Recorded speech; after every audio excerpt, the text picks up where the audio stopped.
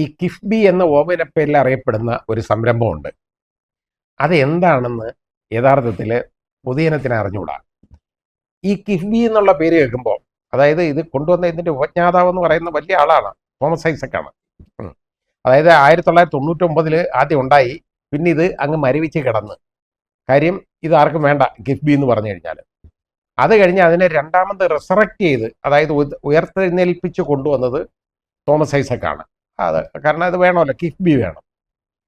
ഇതിന് പരസ്യം കൊടുക്കുന്നെന്നുള്ള പേരിൽ നടത്തിയ കൊള്ള നമ്മുടെ സർക്കാർ, അത് ജനങ്ങൾ മനസ്സിലാക്കേണ്ടതാണ്. ഇത് പരസ്യക്കാർക്കൊന്നും കൊടുക്കുന്നൊന്നും അല്ല ഇതൊന്നും. പക്ഷെ പരസ്യത്തിന്റെ പേരിൽ എഴുതി വെച്ചേക്കുന്ന കാശാണ്, പണമാണ്. അതായത് സർക്കാരിലെ ജനങ്ങളുടെ നികുതി പണമാണ്, അതിൽ നിന്ന് കൊടുക്കുന്ന പണമാണ്. അല്ലാതെ കിഫ്ബി എന്ന് പറയുന്ന അന്തരീക്ഷത്തിൽ നിന്ന് എടുത്തൊന്നും കൊടുക്കുന്നതല്ല. കിഫ്ബി എന്ന് പറയുന്നത് കേരള ഇൻഫ്രാസ്ട്രക്ചർ ഇൻവെസ്റ്റ്മെന്റ് ബോർഡ് എന്ന് പറയുന്ന സ്ഥാപനം. അത് സർക്കാരിന്റെ ഒരു സ്ഥാപനമാണ്.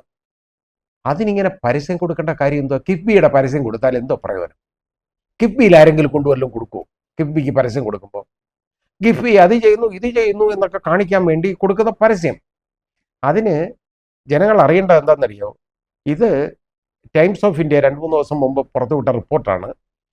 അതായത് 115 കോടി രൂപയാണ് പരസ്യത്തിന്റെ പേരിൽ എടുത്തേക്കുന്നത്, കിഫ്ബി എടുത്തേക്കുന്നത്, ചെലവാക്കിയേക്കുന്നത്. പരസ്യത്തിന്റെ മാത്രം പേരിൽ 115 കോടി രൂപ കഴിഞ്ഞ 7 വർഷം കൊണ്ട്. ഇനി അതിന്റെ കണക്കൊക്കെ നോക്കുമ്പോൾ വളരെ രസകരമാണ്. ഈ കേരള ഇൻഫ്രാസ്ട്രക്ചർ ഇൻവെസ്റ്റ്മെന്റ് ബോർഡിന്റെ ഇത് നോക്കുമ്പോൾ, ഇതിന്റെ ചെലവ് ആക്കിയൊക്കെ നോക്കുമ്പോൾ വളരെ ഒരു രസകരമായ കാര്യമാണ്. അതായത് 2019-2020 വർഷം ചെലവാക്കിയതെന്ന് പറയുന്നത് 22.44 കോടി രൂപയാണ് ആ വർഷം ചെലവാക്കിയത്. അത് കഴിഞ്ഞ് നമുക്കൊക്കെ അറിയാം, കോവിഡ് അടിച്ച് കയറി. 2020-21 എന്ന് പറയുന്നത് ഈ കോവിഡിന് വേണ്ടി പൈസ ചെലവാക്കണം, ഒന്നുമില്ല സർക്കാരിൻ്റെ കയ്യിലും.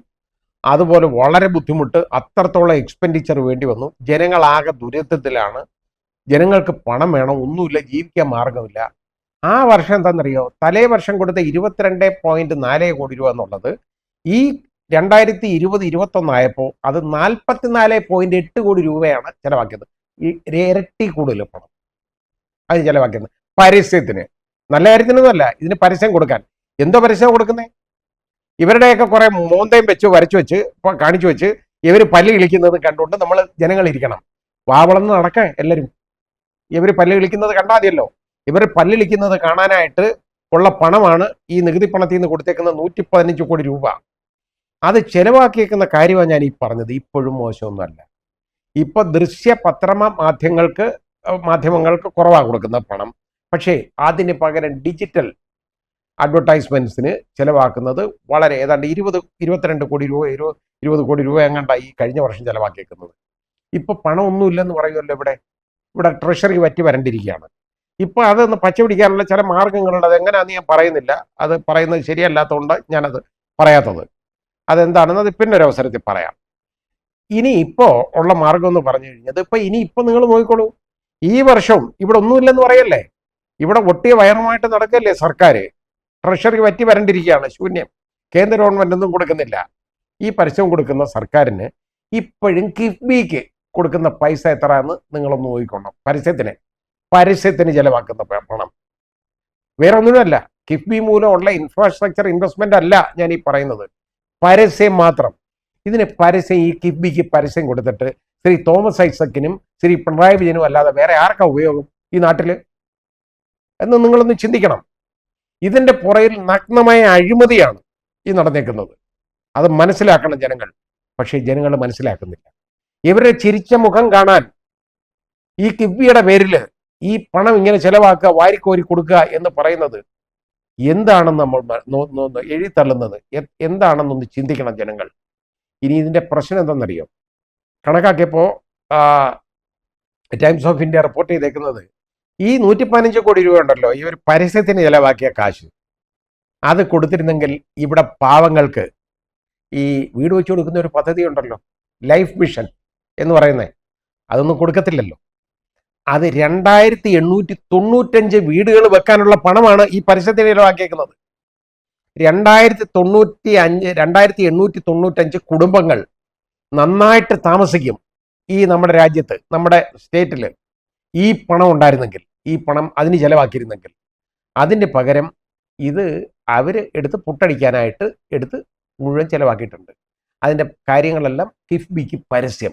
എന്തു പരസ്യം ആവശ്യമെന്നറിയോ കിഫ്ബിക്ക്? പരസ്യം ഇല്ലെങ്കിലുണ്ടല്ലോ നമ്മളെല്ലാം തകർന്ന് താഴെ വീണു പോകും. ആദ്യം മനസ്സിലാക്കേണ്ട, ഈ നാട് നശിക്കും കിഫ്ബിയുടെ പരസ്യം ഇല്ലെങ്കിൽ. ആ കിഫ്ബിയുടെ പരസ്യത്തിന് മാത്രം ചെലവാക്കിയേക്കുന്ന അഴിമതിയാണ്. ഇതൊന്നും ഒരൊറ്റ രാഷ്ട്രീയക്കാരും പറഞ്ഞ് ഞാൻ കണ്ടില്ല.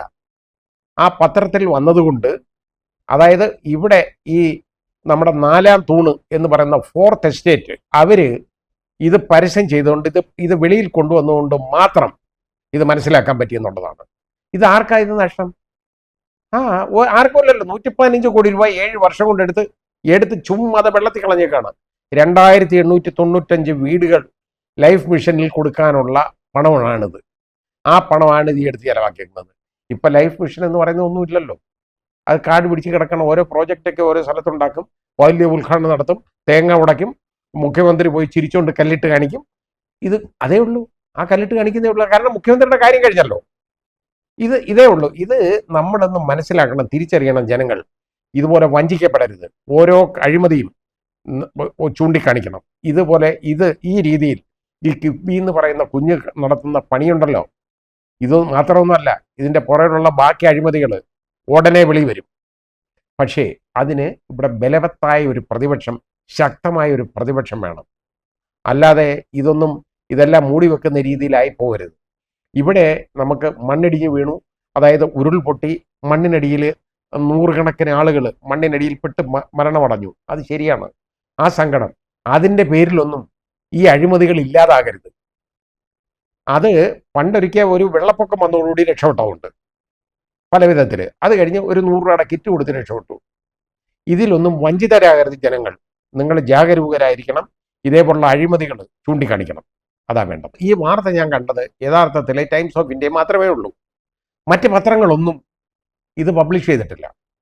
ആ മാധ്യമങ്ങൾ എന്തുകൊണ്ട് ഇത് പബ്ലിഷ് ചെയ്യുന്നില്ല എന്നുള്ളതിനെ കുറിച്ചും ചിന്തിക്കണം.